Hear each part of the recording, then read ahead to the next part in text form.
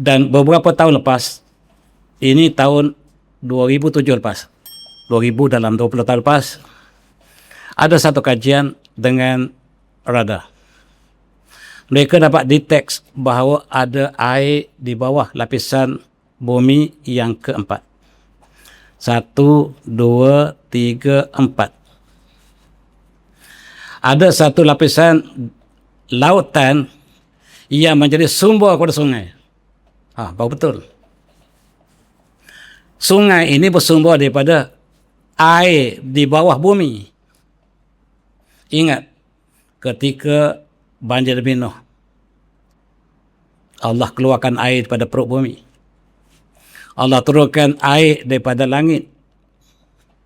Bila surut banjir, Allah perintah bumi supaya telan, ibla'i ma'aki, telan air kamu. Kepada langit Allah perintah, iqla'i ma'aki, tarik, seduk balik air kamu. Langit seduk, bumi telan.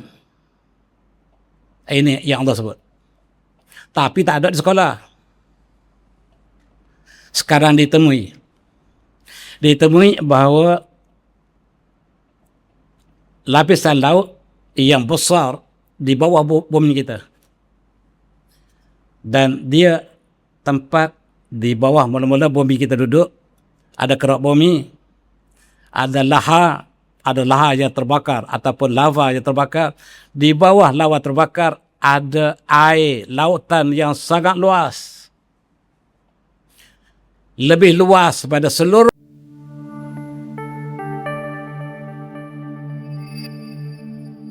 Kita mulakan dengan ayat surah Yunus 61. A'udzu minasyaitonir rajim. Wa ma ya'zu'u an rabbika min mithqali dzarratin fil ardi wala fis sama' wala asghara min dzalika wala akbar illa fi kitabim mubin. Shadaqallahu azim. Tidak luput pada Tuhan kamu walaupun sebesar atom di bumi atau di langit, tidak yang lebih kecil pada atom dan tidak lebih besar pada atom kecuali berada dalam kitab yang nyata. Allah menyebutkan zarrah dalam ayat ini. Allah sebut zarratin. Zarratin ini dikenal sejak daripada zaman sebelum Islam lagi. Yang disebut atom dalam istilah Greek ataupun Yunani, dan orang Arab menyebut sebagai zarrah dengan makna al-juz allati lam yatajazza. Atom dalam bahasa Arab maksudnya al-juz allati lam yatajazza, iaitu juzuk yang paling kecil, yang tidak boleh dipecahkan lagi. Tetapi ayat ini Allah mengatakan bukan. Atom bukan yang paling kecil. Ada yang kecil lagi. Allah mengatakan wala asghara min dzalik, tidak yang lebih kecil daripada atom. Wala akbar illa fi kitabim mubin, dan tidak lebih besar daripada atom kecuali semuanya tercatat dalam kitab.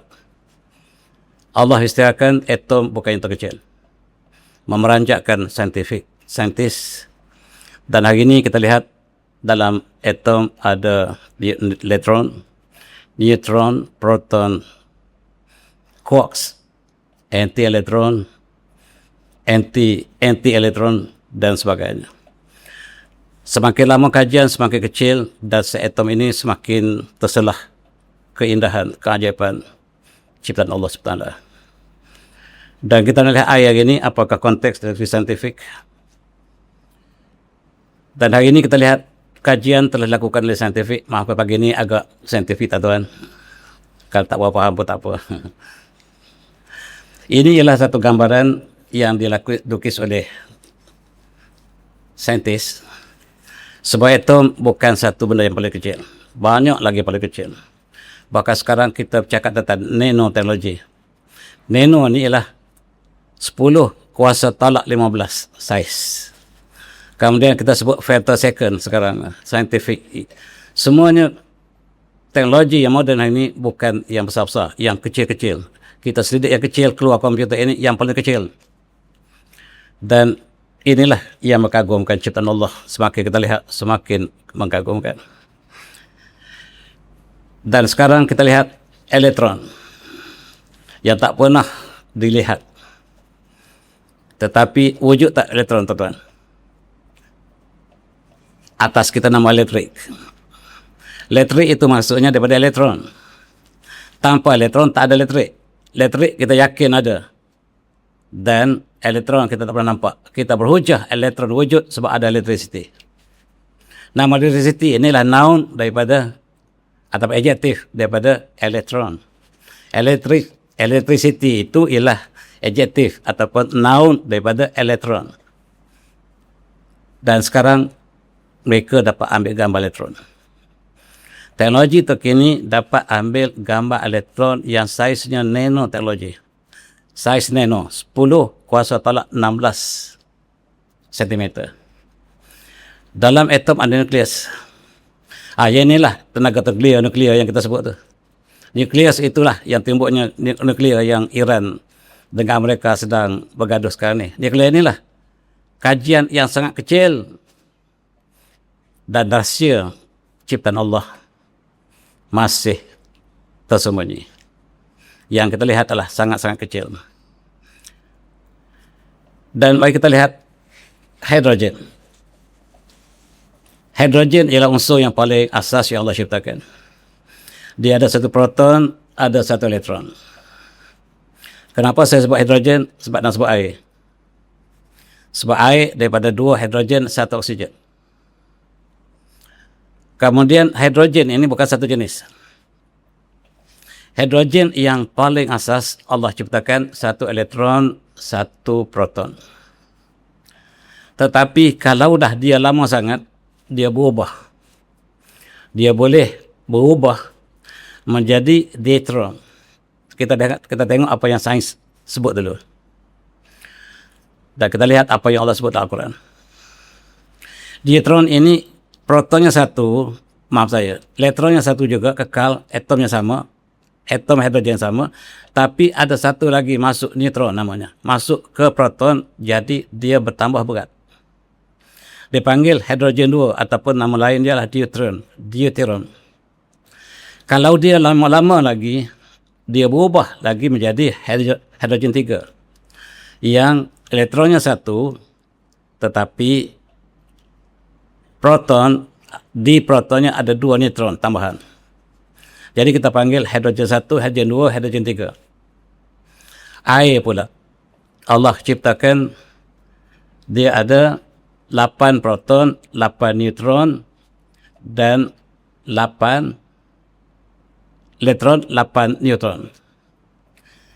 Tetapi kalau dah terlalu tua, terlalu lama masa dia, oksigen berubah menjadi isotop 18. Iaitu di tengahnya ada tambahan 2 lagi neutron masuk dia sangat lama. Air daripada gabungan hidrogen dan oksigen. Apa yang memanjakan saintis hari ini, inilah air. Satu makhluk Allah yang sangat ganjil. Tanpa warna, tanpa bentuk. Kalau di tengah, di bawah langit dia nampak biru. Dalam gelas dia nampak cerah putih ataupun azbun, kata orang Arab. Arab sebut azbun. Rasanya azbun. Rasa air itu ada special dalam bahasa Arab, nama azbun. Air yang sangat indah. Kita tak sebut air apa rasa. Orang Arab ada sebut azbun. Allah sebut azbun.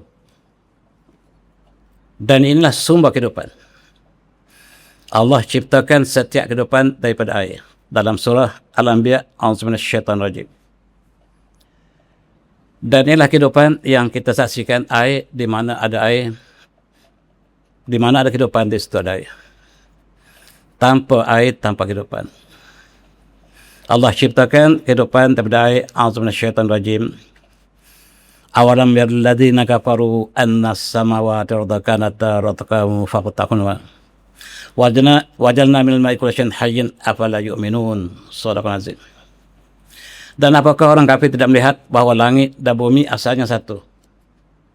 Lalu kami pisahkan di antara keduanya. Dan kami jadikan setiap yang hidup daripada air. Afala yu'minun. Kenapa mereka tidak beriman? Memang benar sekarang tuan-tuan, yang mengkaji langit bumi, Yang mengkaji satu atom ialah orang kafir. Allah sebut jelas di sini. Awalam yarul ladzina kafaru, apakah orang kafir tidak melihat langit dan bumi asalnya satu paduan. Fa fataqnahuma, lalu kami pisahkan antara keduanya. Wajanna min kulli syai'in hayyin, dan kami jadikan setiap hidup itu daripada air. Afala yu'minun, kenapa mereka tidak beriman? Mereka lihat langit bumi.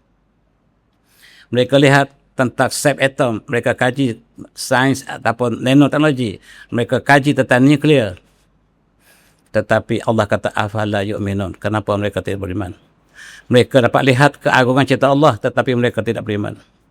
Stephen Hawking mati dengan mengatakan there is no God. Kawannya juga mengatakan demikian. Dan sains barat diasaskan kepada afala yu'minun, kenapa mereka tidak beriman? Sedangkan keindahan tersusunnya ciptaan Allah di mana-mana. Pelajar yang kecil pun dapat berhujah, tidak ada yang tersusun kecuali ada penyusun, tidak ada yang bau kecuali ada penciptanya.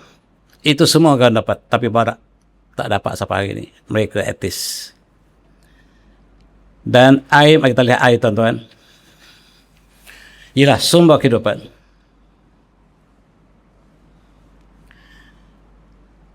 Air H2O, hidrogen terbakar, oksigen membakar,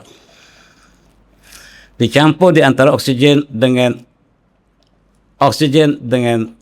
hidrogen, keluar air. Allah ciptakan air daripada hidrogen dan oksigen. Kedua-dua unsurnya terbakar dan membakar, tetapi air ialah sumber kehidupan yang memadamkan kebakaran. Air ialah hidrogen, oksigen. Yang keduanya terbakar, tapi Allah cantumkan jadilah dia sebagai sumber kehidupan, dan air memadamkan kebakaran. Tidakkah ajaib? Dan menjelang kiamat, Allah menyebut wal bahril masjur, dan demi lautan yang terbakar. Berbagai tafsir yang diberikan oleh ahli tafsir, tetapi ada pandangan yang dibuat oleh ahli tafsir moden, dia mengatakan kemungkinan wallahu a'lam. Air ini asalnya yang terbakar dan membakar. Menjelang kiamat sangat panas sehingga terurai oksigen dan hidrogen yang terbakar. Itu satu daripada pandangan yang tepat atau tidak, wallahu a'lam. Ada tafsiran banyak, tuan-tuan boleh rujuk dalam kitab tafsir berbagai tafsiran.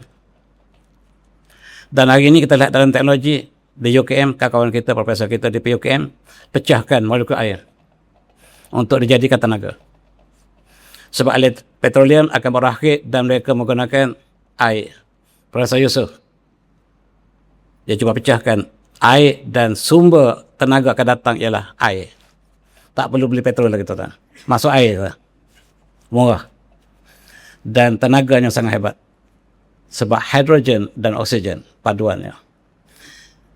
Yang sangat ganjil, tuan-tuan, dalam segi atom, subatom. Kedudukan hidrogen dan oksigen ini darjahnya 104 darjah, 104.45 darjah antara oksigen dan oksigen. Kalau kita tarik sikit je, tak jadi air. Air, tuan-tuan, kalau kita tambah lagi oksigen, apa jadi? Dia jadi H2O2. Apa nama dia? Di universiti dulu kita belajar. H2O2 ialah hydrogen peroxide. Hydrogen peroxide ialah racun yang berbisa. Jangan minum H2O2. Boleh survive, tetapi perut kita terhakis. Air ialah sumber kehidupan. Tambah oksigen, dia jadi bahaya. Jangan usik ciptaan Allah. Jangan usik sedikit pun. Allah buat dengan kadar yang sangat tepat. Tak boleh pindah lagi. Hatta sudut antara oksigen dan oksigen tak boleh diubah lagi. Subhanallah. Dan inilah model yang dibuat oleh saintis. Air yang kita minum ini ialah hidrogen, oksigen. Dua-duanya ialah sumber yang oksigen terbakar hidrogen membakar, tetapi air ialah memadam kebakaran. Apa yang ganjil di sini ialah kedua unsur tadi tidak boleh dipisahkan sama sekali. Dan dia adalah sumber kehidupan kita. Kalau kita tidak ada air, dehydration, maknanya kita kekurangan air. Bila berapa peratus badan kita hilang dan kita tak boleh sedar lagi, kita pingsan. Di pada Arafah ramai yang rebah sebab air telah berkurangan dan badan kita mesti maintain peratus air yang tertentu. Dan inilah di antara simptom dehydration, antaranya dah pening, letih dan berbagai-bagai perkara yang tidak baik. Kesimpulannya adalah air ialah sumber kehidupan yang kita harus syukuri. Tanpa air, tanpa kehidupan. Bayangkan gambar ini, tuan-tuan. Di tengah padang pasir yang panas, seorang telah sesat di situ. Tidak ada tempat berlindung. Nyawa berada di hujung kerongkong. Dan badan sudah habis air. Sekarang datang seorang membawa segelas air. Air segelas. Hanya segelas air. Tuan, pilih antara dua. Segelas air ataupun dunia seluruhnya.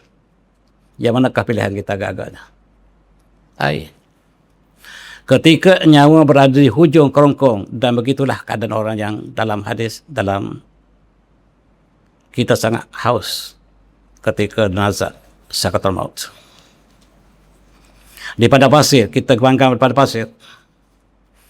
Ketika nyawa roh sedang berada di kerongkong, kerana kehausan yang melampau, ditawarkan antara segelas air dan dunia seluruhnya. Kita pilih air barangkali. Dan itulah harga dunia. Segelas air. Sama ada sedar atau tidak, harga dunia segelas air. Dan Allah menceritakan airlah dalam surah Fatir umpamanya, ada surah lain juga, A'udzu minasyaitonir rajim. Alam tarana Allah anzala minas samaa'i ma'an fakhrajna bihi thamaratin mukhtalifan alwanuha. Dan apakah kita lihat Allah turunkan air daripada langit, dan dengan air itu Allah keluarkan daripadanya buah-buahan yang berbagai-bagai warna dan rasanya. Hujannya sama, kebunnya sama, yang keluar ialah rasa berbeza, warna berbeza. Apakah tidak ganjil? Ini sangat pelik, tuan-tuan. Kita tanam satu kebun kita, petani sama, baja sama, air sama, keluar buah berbagai rasa. Satu pokok itu berbagai rasa, berbagai warna. Allah suruh kita fikir. Apatah lagi di gunung. Allah mengatakan, wa minal jibali jadum bidun wa humrum mukhtalifun alwanuha wa gharabi busud. Gunung. Daripada gunung itu ada beberapa warna. Ada berbagai serata, ada berbagai lapisan, ada berbagai warna di gunung. Judadun bidun humrun, putih, merah, mukhtalifun alwanuha, dan berbagai-bagai warna. Gunung Allah sebut. Wa gharabi busud, dan yang sangat hitam pekat. Gunung ada warna, Allah kita sebut. Dan ahli tafsir mentafsirkan berbagai-bagai. Dia katakan judadun itu turuk, jalan. Hari ini kita dapat saksikan apa yang Allah sebut itu, ada gunung yang warna-warni, rainbow.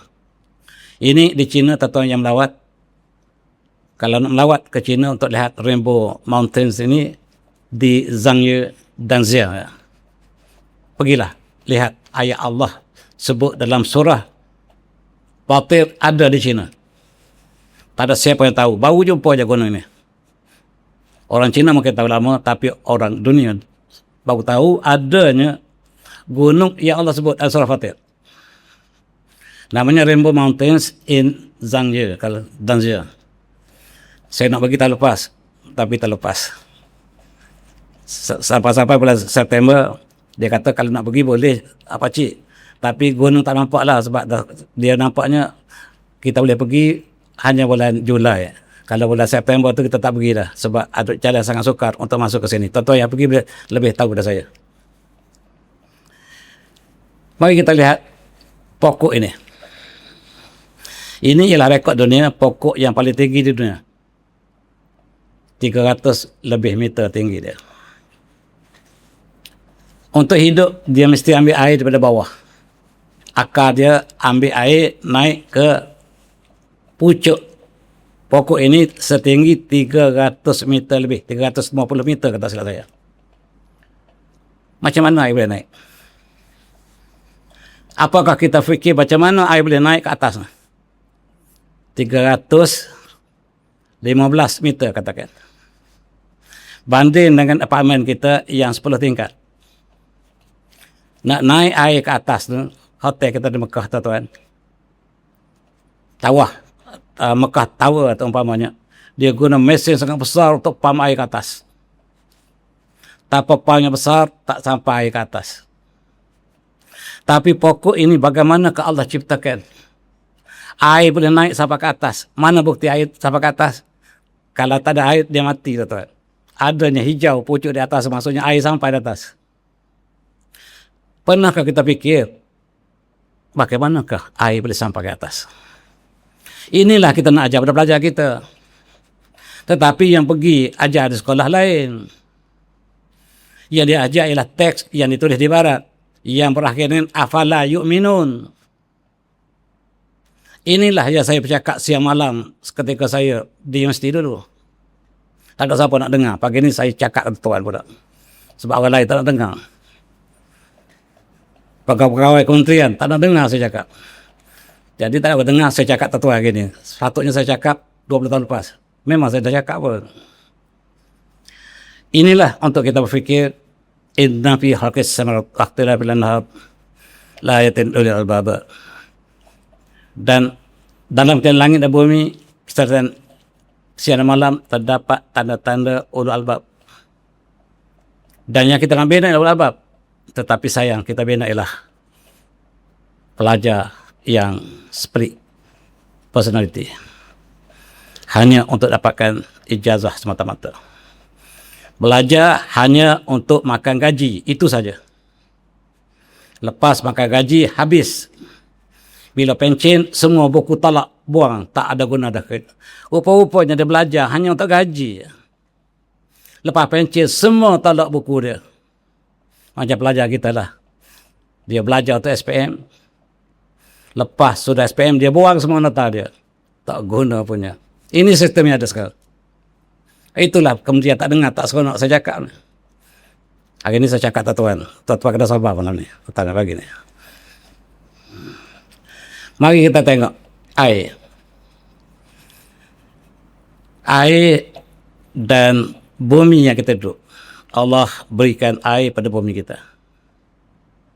Di planet lain tuan-tuan, yang turun ialah asid. Asid HCl. Asid ada klorik. Asid sulfik yang keluar. Mana ada kemungkinan untuk hidup? Yang turun di planet lain ialah asid. Tak ada oksigen. Ada yang ada, tapi tak ada, banyak tak ada. Yang kita lengkap segala-gala Allah berikan sini. Dan fiha tahyau wa fiha tamutun wa minha tukhrajun. Kamu akan tinggal di sini wahai Adam. Di mana? Bumi. Fiha tahyau wa fiha tamutun. Di sini kamu akan mati. Wa minha tukhrajun. Dan di sini kamu akan dibangkitkan kembali. Nak cari planet lain kan tuan?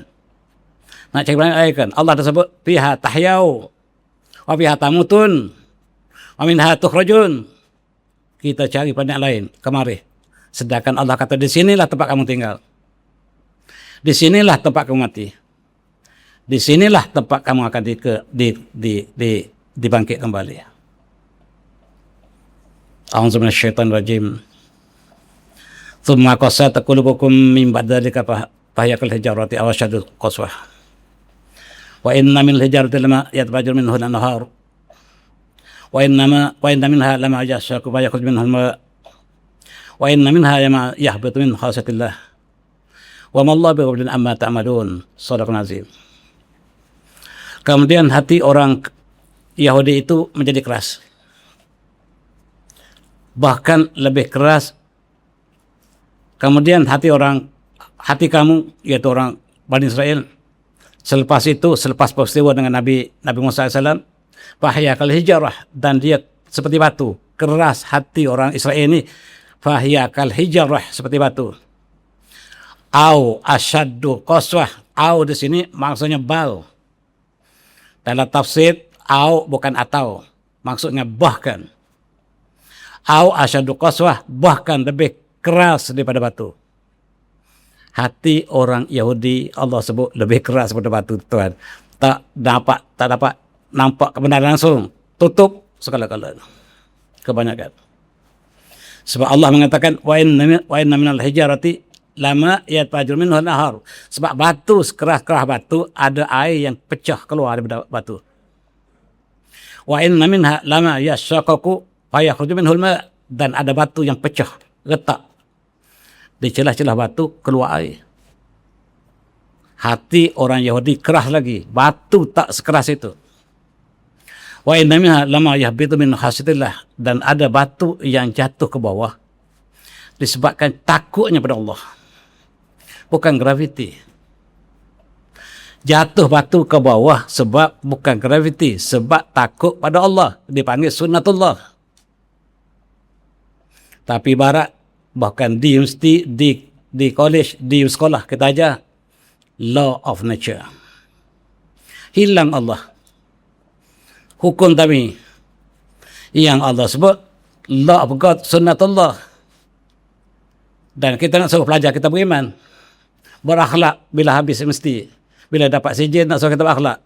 Sedangkan kita mengajar sunnatullah, yang dia sebut ialah law of nature. Daripada hujung Rusia sampai ke hujung Eropah, semua law of nature, termasuk di Malaysia. Kenapa tak boleh sebut sunnatullah? Wa ma Allah bighafilin amma ta'malun. Allah tidak pernah lupa, tidak pernah lalai daripada apa yang kamu lakukan. Batu keluar air. Ini. Di celah-celah batu keluar air. Dari mana air datang? Ada satu kisah boleh jadi saya cerita kat soal lain. Ada dua pengembara di tempat saya, Kelantan. Dia ditukar, dua orang cikgu ditukar ke hulu Kelantan. Dia tak ada kerja hari Minggu. Dia nak tengok sungai, salah satu daripada cawangan sungai Kelantan itu sungai Lebih. Nak cari kat mana hulu dia. Dia mengembara dengan perahu mula-mulanya. Lepas tu masuk, makin kecil. Dia berjalan kaki. Akhirnya hilang sungai. Habis sungai berhenti di situ. Dia tengok dari mana datangnya air sungai. Dia kata mengikut pandangan dia. Mengikut apa yang dia sebut. Air keluar dari celah batu. Yang awam, yang dapat ia trace, boleh jadi ada lagi ulu. Tapi yang dapat dia sampai air keluar celah batu. Sebagaimana ayat tadi. Dari mana air, tuan-tuan? Air dari mana? Kan celah batu datang. Kita pergi ke Ipoh. Kita tengok sebelah kanan sampai kat tapah. Ada air terjun turun. Mencurah-curah. Kemudian kita tanya, dari mana air turun ni? Daripada atas gunung, air dari mana datang ni? Orang kata hujan semalam. Ya betul, hujan, dia turun. Tapi kita pergi ke Latai Iskandar tu tak pernah berhenti air. Musim kemarau pun air masih turun. Dari mana air ni? Tak boleh jawab dah. Kalau graviti tak ada dah. Kalau air turun sebab graviti dah tak ada cerita dah. Sebab di atas. Dari mana bawah nak naik atas. Itulah sunnatullah. Bukannya graviti. Habis buku yang kita belajar tu tak kena semua. Tak seronok kuliah saya. Ini kementerian marah. Kalau saya masuk mesyuarat, dia marah. Dia tengok atau orang tu. Pakai piah tu. Pakai songkok. Maksudnya pakai songkok. Yang pakai songkok tu akan ganggu kita lah. Pagi ni saya ganggu tak tuan. Air keluar daripada celah gunung. Dari mana air ni? Saya tanya pelajar saya, dari mana air yang lantai Skandar turun? Orang Skandar pun tak pernah fikir. Hari ini kita fikir. Air akhir sekali hujung kita pergi, dia keluar celah batu. Kemudian dua pengawal tadi mengatakan dia habis itu. Rupa-rupanya tengok atas. Rupa-rupanya ada air daripada atas, menitis daripada atas. Dia panjat batu atas tu. Dia kata ada kolam. Dalam kolam itu ada penuh ikan kelah. Macam mana ikan dia naik atas gunung? Dia tak jawab. Dia tak sebut. Bila tak sebut, apabila ayat berakhir dengan afala yu'minun, tak boleh jawab. Kebanyakan persoalan semakin rumit apabila kita tidak berakhir dengan Allah SWT. Tidak mengatakan bahawa sunnatullah. Kita ada tasik. Dulu tepi Sedang tu ada tasik. Lombong. Kosong. Datang hujan. Jadi tasik. Ada orang mancing dah. Dari mana ikan datang? Ada tasik, ada air, ada ikan. Dari mana ikan datang? Tak boleh fikir dah. Tak jawab. Cikgu dah jawab dah. Dengan law of nature tak boleh jawab.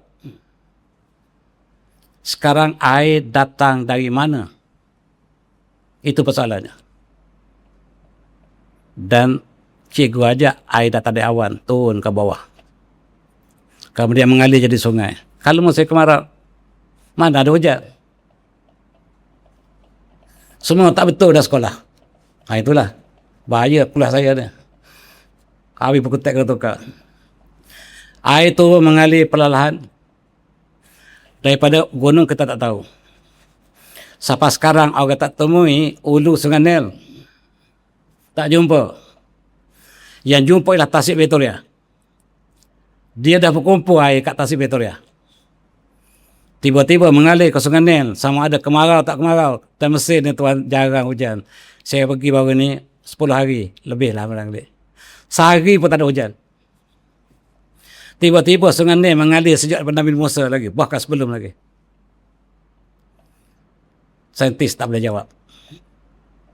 Kalau kita tak sebut sunnatullah, kita rujuk hadis Rasulullah. Rasulullah mengatakan Sungai Nil bersumber daripada syurga. Lagi tak boleh terima oleh saintis. Malam Isra Mi'raj, Rasulullah lihat ulu Sungai Nil. Hadis sahih. Habis macam mana turun ke bawah? Jangan tanya. Itu sunnatullah. Dan Allah sebut dalam ayat lain surah Al-Musadat, a'udzubillahi minasyaitonir rajim. Wal jannah fiha rawasiya wa asqadim wasqanakum ma'an furata. Dan kami jadikan padanya ialah gunung-gunung kanang yang tinggi, dan kami turunkan hujan di gunung-gunung dan mengalirlah air ma'an furata, air yang sangat indah untuk diminum. Furata. Sungai Furat pun itulah sebab namanya. Furata. Kami jadikan gunung tinggi dan hujan di situ. Memang benar, inilah yang diperhatikan bahawa hujan turun di gunung. Dan saintis mengatakan bahawa di situlah awan berkumpul dan turun mengalir jadi sungai. Itu satu bahagian sungai ialah air hujan. Kalau hujan tak ada, dari mana air datang? Dan beberapa tahun lepas, ini tahun 2007 lepas, 2000 dalam 20 tahun lepas, ada satu kajian dengan radar. Mereka dapat detect bahawa ada air di bawah lapisan bumi yang keempat. 1, 2, 3, 4. Ada satu lapisan lautan yang menjadi sumber kepada sungai. Baru betul. Sungai ini bersumber daripada air di bawah bumi. Ingat, ketika banjir Nabi Nuh, Allah keluarkan air daripada perut bumi. Allah turunkan air daripada langit. Bila surut banjir, Allah perintah bumi supaya telan. Ibla'i ma'aki. Telan air kamu. Kepada langit, Allah perintah. Iqla'i ma'aki. Tarik, seduk balik air kamu. Langit seduk. Bumi telan. Ini yang Allah sebut. Tapi tak ada di sekolah. Sekarang ditemui bahawa lapisan laut yang besar di bawah bumi kita. Dan dia tempat di bawah mula-mula bumi kita duduk, ada kerak bumi, ada lahar yang terbakar ataupun lava yang terbakar. Di bawah lava terbakar ada air lautan yang sangat luas. Lebih luas pada seluruh lautan yang ada atas muka bumi. Bukan saya kata, saintis yang temui. Bagaimana dia temui? Dengan radar. Dan dia mengatakan di bawah bumi kita, 400 meter di bawah bumi kita, ada satu lautan yang sangat luas. Airnya furut. Air yang tawar. Bahasa Melayu kita tawar aja, tak ada lain dah. Dalam bahasa Arab ada furut, ada azbud dan berbagai-bagai. Rasa air tu, air ada rasa. Kita kata tak ada rasa. Tak, ada. Yang rupa-rupanya dia berada di bawah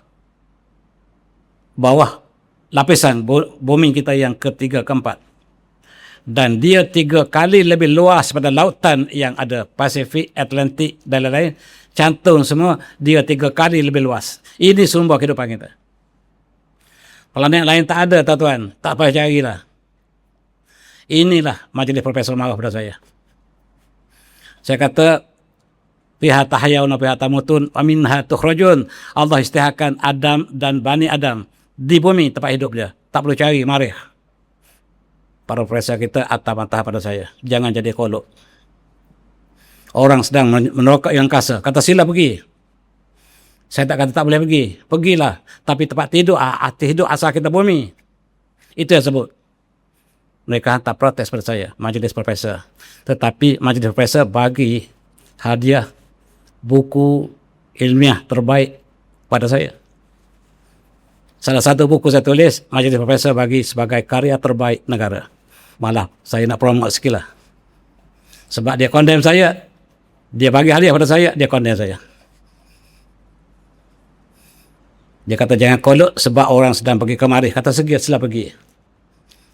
Ya, saya baca ayat dia. Ya maksud jin wal ins ini statum an tanfuzu min aqdaris samawat. Fanfuzu la tanfuzu illa bisultan.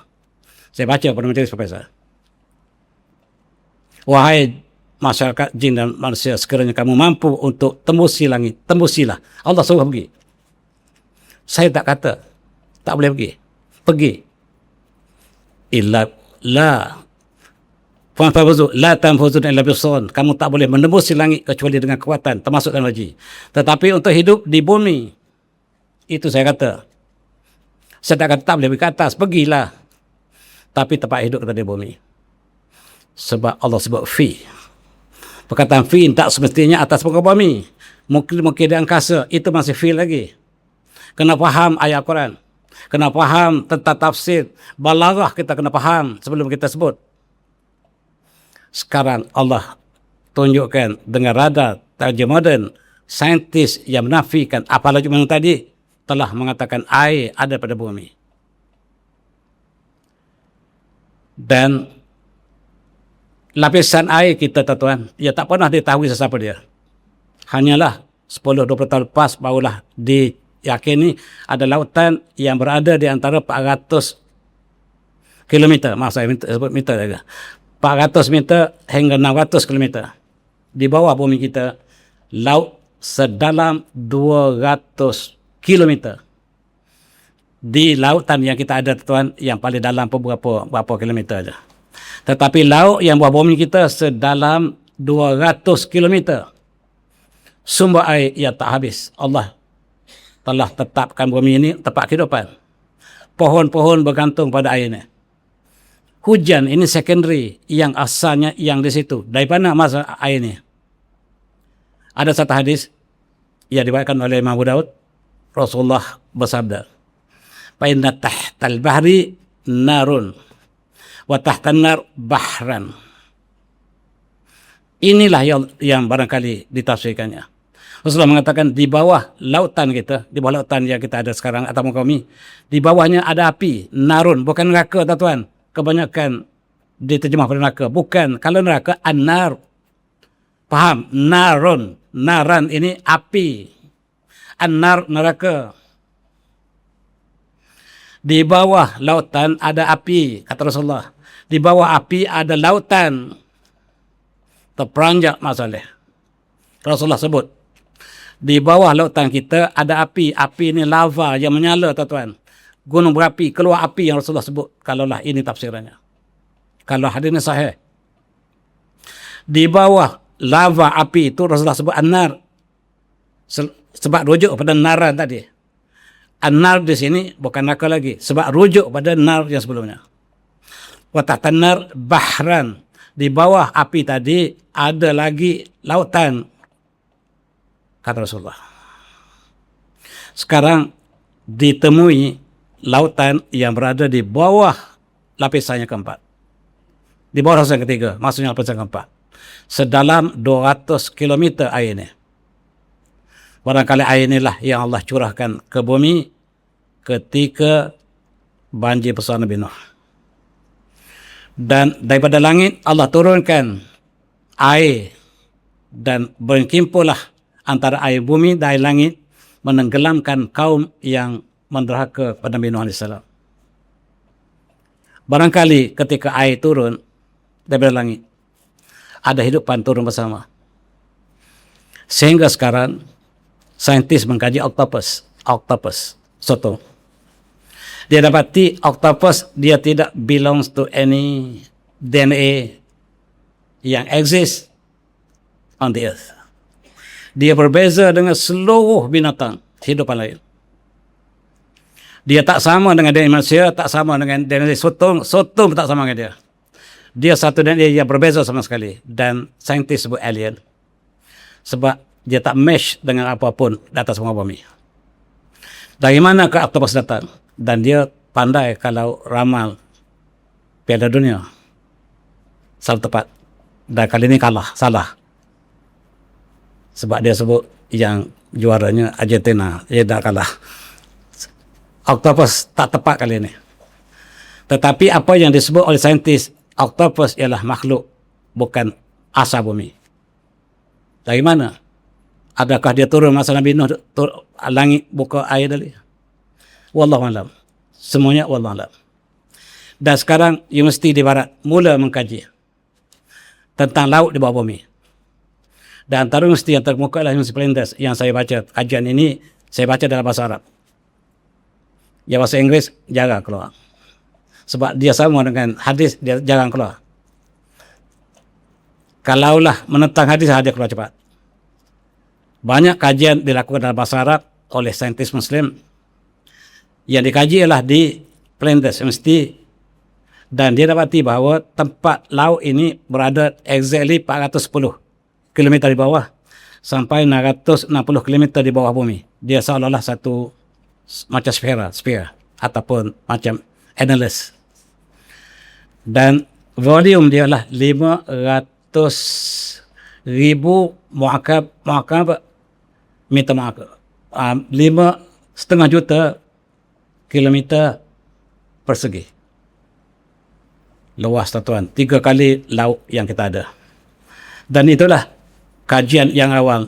Barangkali tepat, barangkali tidak. Wallahualam. Tetapi laut ada jelas.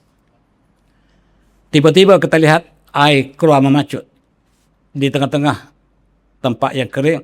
Di tengah padang pasir air memacut. Dari mana air datang? Daripada bumi tadilah. Bila rekahan yang berlaku 3 lapis tadi, air keluar, tuan-tuan. Di New Zealand ada pacaran air yang keluar sampai ke berapa meter ke atas daripada langit. Dan di sini tak dapat di-explain oleh saintis. Dan sekarang air keluar seperti itu. Fountain yang keluar memacut-macut. Di tengah padang pasir, tempat tak ada sungai, Arab Saudi satu-satu negara yang tidak ada sungai satu pun. Tetapi orang Balui kata ada air memacuk keluar daripada padang pasir. Dia tahu tempat mana tempat air. Dia gali, ada. Dia tahu cara nak cari air. Di kampung saya, tuan-tuan, dia jauh mata air. Kita panggil pakcik yang lama, dia bawa okok kelapa dia. Dia kata di sini ada air. Dan galilah pergi, ada tu. Apa ilmu dia pakai kita tak tahu. Tetapi yang lebih ganjil sekarang kita saksikan. Air yang kita minum lebih tua daripada bumi sendiri. Ini saintis tak ada jawab lah. Air yang kita minum ini, tuan-tuan, H2O, bukan hidrogen 1, bukan hidrogen 1, tetapi hidrogen 3. Bumi kita ini air dengan hidrogen 1. Tetapi air yang kita minum ini daripada Sungai Nile, air ini lebih tua daripada dunia ini. Saintis berhenti di situ. Sebab tak mungkin air lebih tua daripada bumi sendiri. Tak mungkin bayi menyambut kelahiran bidannya. Tak mungkin. Mesti bidan yang sambut bayi. Sekarang bayi yang sambut kelahiran bidan. Saintis tak boleh jawab lagi. Sebab dia law of nature. Dia tak sebut sunnatullah. Dia mengatakan bahawa air lebih tua daripada bumi sendiri. Lebih tua daripada sistem solar system. Inilah sedang dikaji sekarang. Ini ialah ilmu yang terkini. Kita ingat Allah sebut wa kana arshuhu 'alal ma', dan arasy Allah itu atas air. Air ialah makhluk yang awal Allah ciptakan selepas kalam, selepas lauh mahfuz. Air. Air yang turun daripada langit, bukan daripada awan. Betul-betul langit. Dia ajar di sekolah keluar dari udara awan. Benar, awan ialah secondary. Tetapi air asal datang dari langit. Dan Masya Allah, earth water is older than the sun. Dan air yang kita minum, tuan-tuan, jangan main-main. Nikmat Allah sangat besar. Lebih tua daripada matahari sendiri. Lebih tua daripada bumi. Dan di sinilah kajian tak berhenti sekarang. Bagaimanakah kita tahu ini lebih tua dari bumi? Sebab air sepatutnya hidrogen 1. Tapi yang kita temui ialah hidrogen 2. Hidrogen 3. Sungai Nile ini hidrogen 2, 3. Pergi Sungai Nile, tuan-tuan, ambil air dia. Itu hidrogennya yang jadi komponen air ini lebih tua daripada bumi. Maksudnya air ini bukan daripada bumi. Dan air yang kita minum itu lebih tua daripada sistem solar.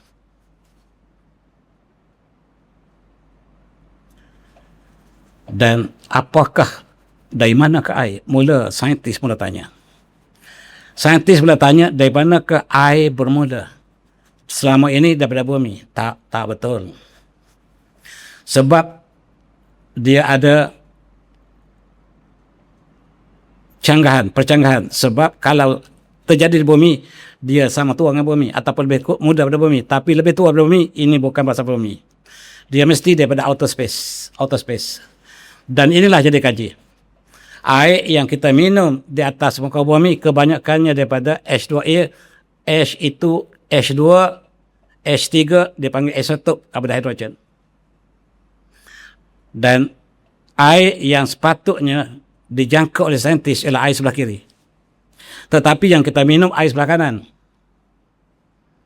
Yang H-nya daripada dua proton. Dan atas satu proton. Satu neutron ataupun dua neutron. Elektron sama.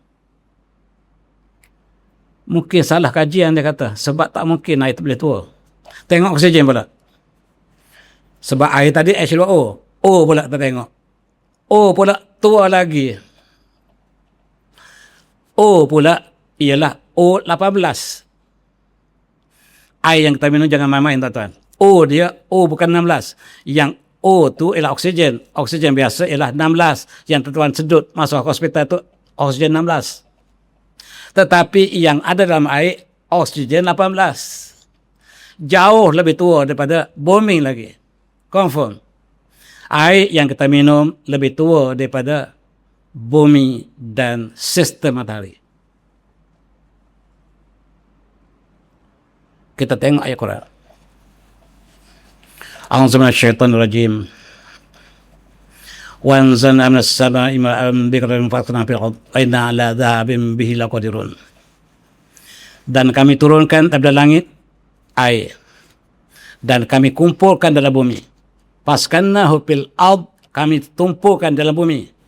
Wa inna 'ala dhahabin bihi laqadirun. Kalau kami nak hapuskan air, kami boleh, kata Allah. Kami berkuasa untuk hapuskan air. Tapi air kami turunkan dari langit, bukan awan. Kami turunkan dari langit air dan kami letakkan di dalam bumi. Fil ardi, boleh atas bumi, boleh bawah bumi, boleh perut bumi. Fi dalam bahasa Arab, zaraf fi ini dia luas. Boleh atas muka bumi, boleh bawah bumi, boleh dalam bumi. Dan ini tafsir baru.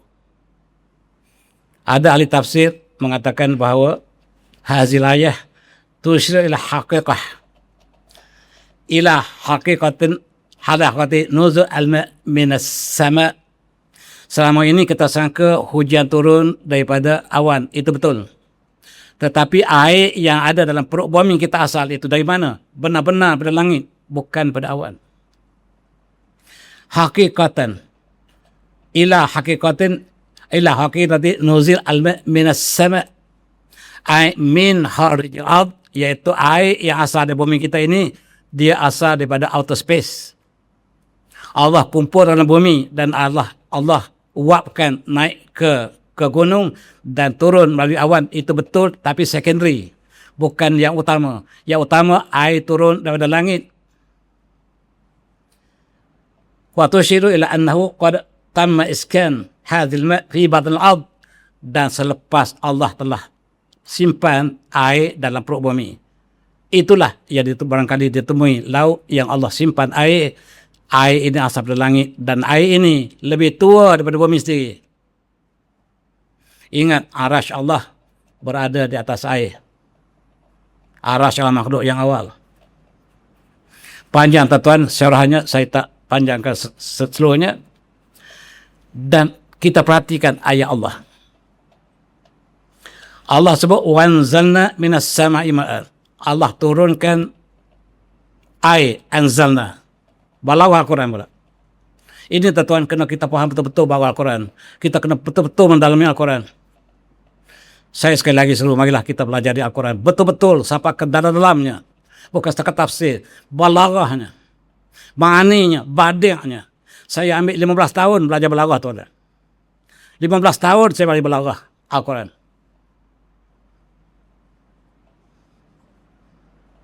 Orang kata saya matematik. Saya daripada tamadun Islam. Matematik itu ijazah saya pertama. PhD saya dalam tamadun Islam.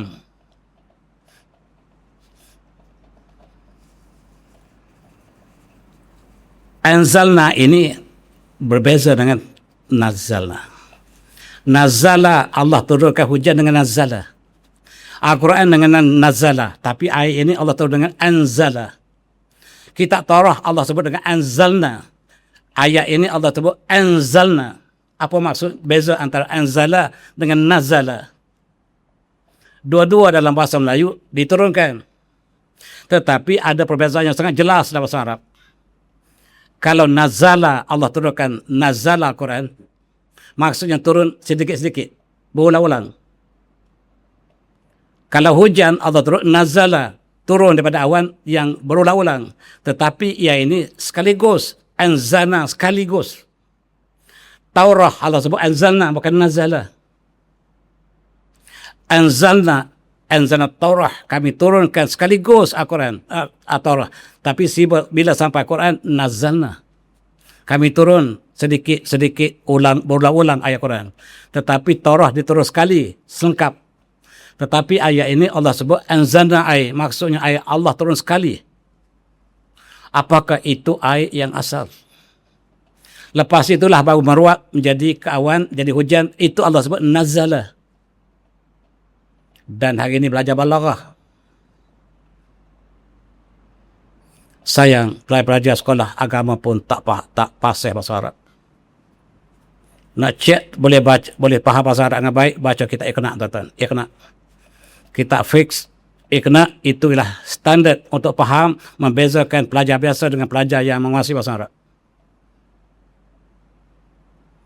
Di Kelantan, tuan-tuan, hanya satu pondok yang mengajar Iqna sekarang. Di Selangor saya tak jumpa lagi. Saya belajar Iqna, tuan-tuan, berapa lama? Al-Iqna, kitab. Kalau boleh baca Al-Iqna itu maksudnya tuan menguasai satu tahap bahasa Arab. Di Kelantan hanya satu tempat saja. Di Selangor saya tak jumpa lagi. Dan inilah kita tengok dalam ayat lain Allah sebut apabila merujuk kepada hujan, walain saltum man nazala minas sama, ada nazala. Tetapi ayat yang Allah sebut awal tadi nazala, anzalna, ya ini nazala, tanzil. Dan walain saltum man nazala minas sama ma'an fahiya bi'ard min ba'd mautiha fahiya bi'ard min ba'd mautiha liyakunanna Allah sebut nazala bila hujan. Dan ini dibincangkan oleh ahli tafsir. Kita bukan sah pakai perkara itu, tapi nak beritahu bahawa air yang kita minum bukan berasal daripada bumi. Ini ialah ilmu balaghah yang membezakan antara af'ala dengan fa'ala. Dan tuan-tuan boleh berdalamkan dengan tafsir, belajarlah. Bukan setakat bahasa Arab, tuan-tuan. Bukan nahu nasarah, tak cukup. Kena masuk balaghah, ilmu yang ketiga. Lepas tu ma'ani, badi'. Barulah kita boleh faham Al-Quran. Tapi sayang kita Malaysia hanyalah baca terjemahan. Macam mana kita nak laksanakan Al-Quran? Kalaulah lepas pencin pun saya selalu kata baru nak baca tajwid. Tajwid sepatutnya selesai umur 12 tahun. 12 tahun selesai dah jadi tajwidnya. Ni lepas pencin baru nak belajar. Baru nak tilawah. Maafkan muslimat. Bukan tak baik, baik belajar, tapi lewat. Sepatut selesai sebelum masuk sekolah menengah. Dalam hadis Rasulullah menyebut tentang sungai. Hadis yang diriwayatkan Imam Muslim, Rasulullah menyebutkan sihan wajihan wa furat wal furat wan nil kullun min ahlil jannah. Sungai Sihan, sungai Volga, tak silap saya. Sungai Jihan, sungai di Uzbekistan. Wal Furat, sungai di Iraq. Sungai Nil di Mesir. Kullun min haris al-jannah. Semuanya sungai yang berasal dari syurga. Malam Isra Mi'raj, Rasulullah temui sungai Nil, sungai Furat di langit. Dan Rasulullah tanya kepada Jibril, ini sungai apa? Jawab Jibril, sungai Nil dan sungai Furat. Apakah namanya sama, sungai yang berbeza di bawah? Ataupun nama sama di atas, sama di bawah, tapi tak ada hubungan? Imam Nawawi syarah kepada hadis Muslim, dia mengatakan sungai Nil ini datang daripada sungai Nil atau syurga. Sebab sekarang sungai Nil, air dia bukan H biasa, H3. Sungai Furat pun H3. Lebih tua daripada sungai lain. Bagaimana orang tanya Imam Nawawi, Allah yang tahu. Tetapi apakah heran bahawa atas langit kita ada berbagai ada lapisan ozon, sekarang ditemui lautan di atas ozon. Tetapi dalam bentuk solid. Dalam bentuk solid, air bukan dalam bentuk cair, tetapi dalam bentuk solid yang ada di atas ozon kita. Kita ada lapisan ozon, atas ozon ada air. Dan air juga ada di bawah. Di bawah laut ada air juga. Ditemui oleh saintis Perancis, ini Jacques Cousteau, yang temui, dia kerja cari laut, dia selam laut je. Dan dia temui di bawah lautan masin ini ada sungai yang tawar. Di bawah lautan kita, dia temui ini orangnya. Saintis yang baru meluk Islam, berapa tahun lepas, berapa puluh tahun lepas lah sebenarnya, belas tahun lepas. Yang temui di bawah lautan ada air azbun, air tawar. Dan dia berada dalam bawah air masin. Teorinya yang disebut di sekolah, air tawar mesti ada atas air masin mesti bawah. Tetapi di sini tak ikut salinity lagi. Dia sunatullah. Bahkan dia terpisah sama sekali. Air tawar ini tak bercampur langsung dengan air masin. Dan dia berada di bawah. Kalau ikut saintifik, dia mesti di atas. Air masin di bawah. Tetapi yang berlaku ialah air tawar di bawah. Dan saintis tak dapat menjawab. Rupa-rupanya banyak X-file daripada yang Y-file. Banyak misteri yang tak dapat jawab oleh saintis. Barak mengatakan manusia daripada monyet. Betapa bahalunya dia. Dia tengok DNA manusia ada 46 kromosom. Lembu ada 60 kromosom. Kalaulah evolusi itu berlaku, maka manusia akan jadi lembu macam mereka. Kromosom lembu 60. Kromosom kuda tak salah saya 63, 64. Manusia 46. Kalaulah evolusi itu benar berlaku, maka manusia akan jadi lembu, bukan menjadi monyet. Dan perkara ini runtuh, tetapi masih ditulis di UKM. Dalam pendidikan masih diajar tentang kaedah pandang mengajar yang berteraskan kepada evolusi ini. Umpamanya dari segi behaviorism, cognitism, dan ism jadi ajar dalam pendidikan. Guru-guru semua menggunakan behaviorism ataupun tentang beberapa pahaman pendidikan yang berasas daripada Tuhan tidak ada. Mereka pergi umrah 5 kali tapi mengajar di sekolah mengatakan menggunakan sistem yang dibina di barat berdasarkan pada paradigm yang menafi ketuhanan.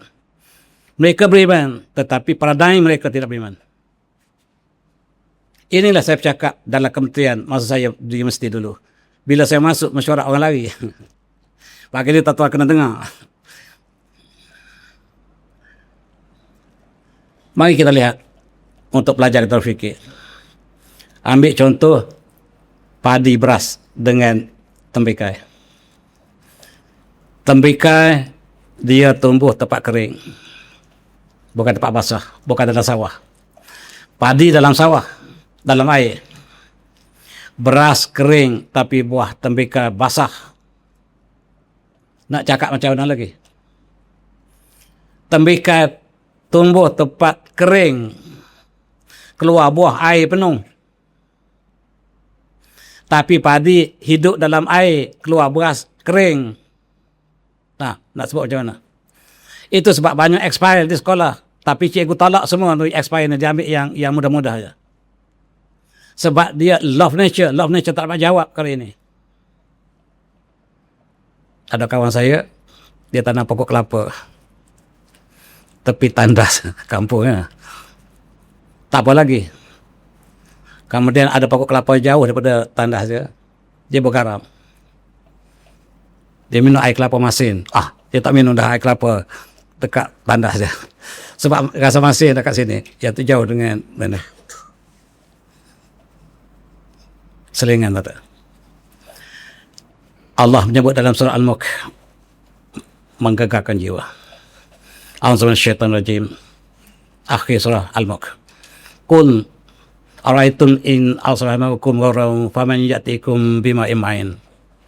Katakanlah Muhammad, apakah kamu lihat sekiranya Allah hilangkan air kamu daripada mengalir? Siapakah yang dapat mengembalikan air mengalir untuk kamu? Kalau Allah keringkan sumber-sumber air, siapakah yang dapat mendatangkan air pada kamu? Siapakah yang dapat mengalirkan kembali air pada kamu? Tidak ada ya Allah. Kami hidup dengan rahmat-Mu. Kami hidup dengan kasih sayang-Mu ya Allah. Inilah kita nak tanam pada pelajar. Supaya apabila ada iman selepas kita dapat ijazah, tidak ada rasuah, tidak ada pecah amanah, sekarang lebih tinggi CGPA, lebih baik, lebih cekap untuk mengadakan tipu helah dalam transaction. Bila dia dapat 4.0 CGPA, lagi pandai dia untuk menipu. Kawan saya, tuan-tuan, pegawai bank negara, maaflah tak sebut nama, tahun 70-an Pak. Di antara kawan saya yang pertama kerja di bank negara. Ketika itu ada sistem digital daripada atas kertas ni, data ni nak masuk digital, nak digitalize. Dialah orangnya. Dia masuk ke dalam komputer tahun 70. Komputer baru ada.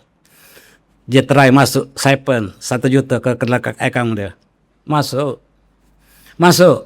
Sebab dia yang buat sistem. Sebab dia dapat CGPA 4.0. Hebat. Dia kata, aku nak try je. Try apa mana? Aku masuk sistem data ke dalam negara, aku masuk 1 juta ke bankku. Aku ingat tak masuk. Lepas tu aku terajak juga pergi ke bank negara, ke bank aku, main bank kata. Boleh dan jumpa manager tak? Untuk apa cik? Kata bukan ni dia. Nak jumpa manager, boleh? Boleh, masuk. Ada apa? Boleh tak esok saya nak draw duit saya banyak sikit lah. Duit kat bank ni tak cukup. Banyak mana? 1 juta. 1 juta. Ya, tengok dah bank dia betul 1 juta ada. Esok dia bawa kuning 1 juta. 1 kuning. Habis bank. Enjoy. Dia pergi dekat kita, belanja kita. Hebat ke. Kita ingat gaji dia kat bank negara ni tinggi banyak. Duduk 2 bulan kena tangkap polis. 2 bulan dia sehebat bawa duit 1 juta. Kita pun heran, tak pergi kerja dah. Kerana dia tak pergi kerja lah yang kena tangkap. Sebab dia syak apa nama dia buat ni. 1 juta dia siphon, tuan-tuan. Nak ceritanya lagi pandai, lagi cepat menipu. Dalam sistemnya ada. Lepas tu dia masuk penjara, orang baik, tuan-tuan. Lebih baik pada muka saya lah. Dan penjara bagi dia peluang. Kerana kelakuan baik 6 bulan je. 6 bulan keluar. Keluar 6 bulan, duit masih banyak lagi, tuan-tuan. Dia boleh enjoy, lepas dia balik tu dia tak kerja dah. Enjoy 1 juta, banyak lagi. Ini saya nak ceritanya sistem kita. Jangan tanya siapa, tapi kawan saya, umur sama dengan saya. Ketika sistem 70 dan berita ini keluar dalam akhbar, tuan-tuan yang duduk sebayangkan saya baca cerita dia panjang dalam akhbar Tulisan Melayu tu, panjang cerita dia. Saya nak cerita ringkasannya ialah sistem kita melahirkan pelajar yang split personality. Jangan harap untuk mendapatkan keimanan dan akhlak daripada sistem kurikulum kita. Itulah maksud daripada kuliah saya yang bertajuk Bicara Wara Sains Islam, dan hanya satu surau saja yang saya khususkan untuk bicara Sains Islam ialah surau ini. Yang lain semua semasa. Semua masjid, surau lain semua ialah geopolitik semasa. Hanya surau ini saja yang saya masih kekal dengan bicara Sains Islam. Kadang-kadang terbabas juga tempat lain. Dan saya rasa pada setakat itulah untuk saya. Panjang lagi sebenarnya. Kalau kita bincang tentang air, saya boleh sangat kagum. Tersandar di kursi. Kalau saya ingat air. Sebab nikmat Allah yang sangat besar. Bila saya mandi, saya termenung bila tengok air. Satu makhluk ciptaan Allah yang sangat hebat. Appreciate air. Dan akhir sekali saya menulis buku terbaru, tuan-tuan yang berminat, panjang ceritanya. Buku saya terperingi ialah buku tentang geopolitics, perjalanan geopolitik dan ibrah. Baru terbit semalam. Tuan-tuan yang berminat boleh rujuk kemudian. Saya sudahi dengan wabillahi taufiq. Assalamualaikum warahmatullahi wabarakatuh. Ini buku saya yang saya masukkan. Terima kasih.